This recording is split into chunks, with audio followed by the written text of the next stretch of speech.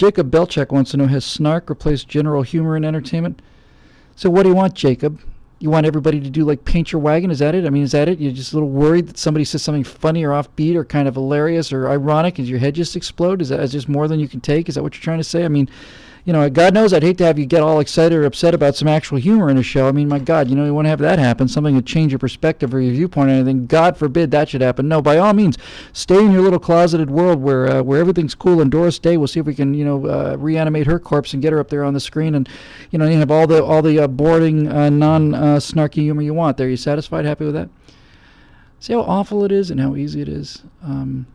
Snark is cowardice. And Comedy Central, Daily Show, you know,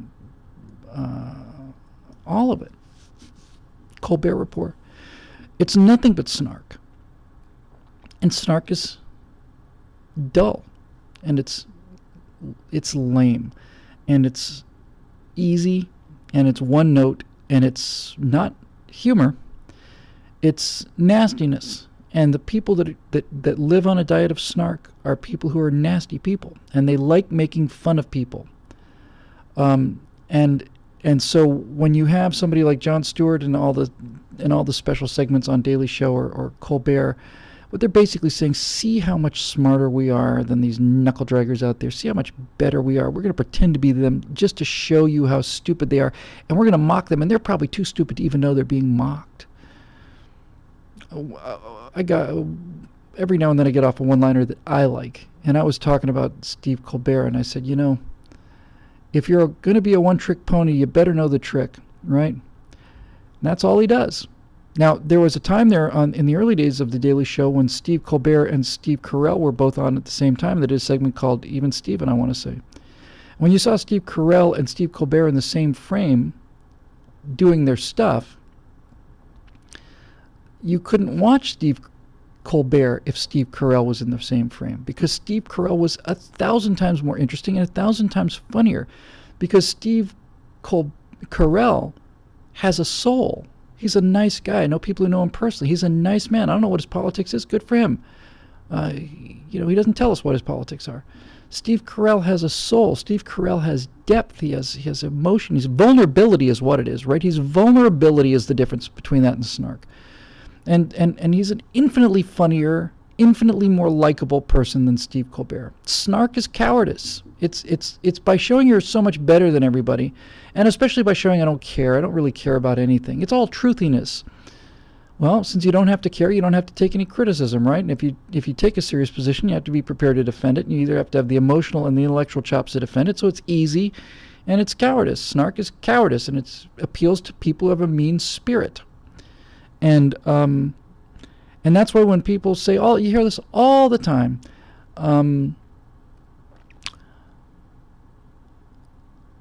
AesopsRetreat says snark is an insult dressed in a smile. It's a pretty good definition, actually.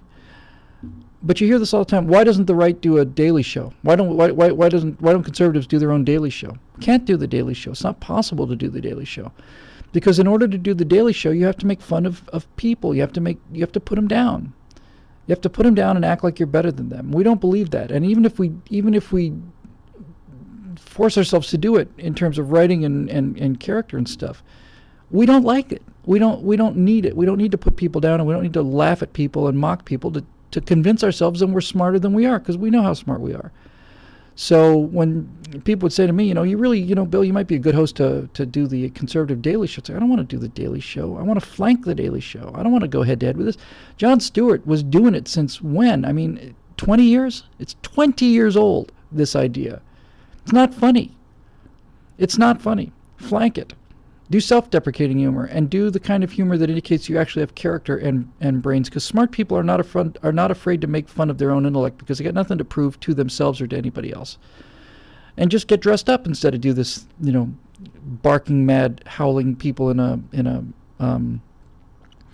the studio who you never see. I'd put my audience on camera. I'd make them part of the show, and have them get dressed, and I'd be funny, and I'd be a happy warrior, be confident, look like money, get dressed. Why are you dressed so well? Out of respect for my audience. Why do you think I'm dressed so well, Mr. President? With your rolled up sleeves and your open collar, and you can't put a tie on. I don't think I've ever seen you in a tie. I don't see you very often in a tie. Anyway, that's it. I think that's pretty much it. Snark is childish, and it's done. By the way, it's done. Irony is cowardice. Cynicism is cowardice. Snark is cowardice. It's not only cowardly, and it's not only nasty. It's done. It's boring. It's played out. Give me something new. Again, Steve Colbert. It's like, how many years are you going to do the same kind of, okay, you got the eyebrows, fantastic. I've seen it. I've seen it for 10 years, Steve. Got anything else in that box? No. If you're a one-trick pony, you got to know how to do the trick.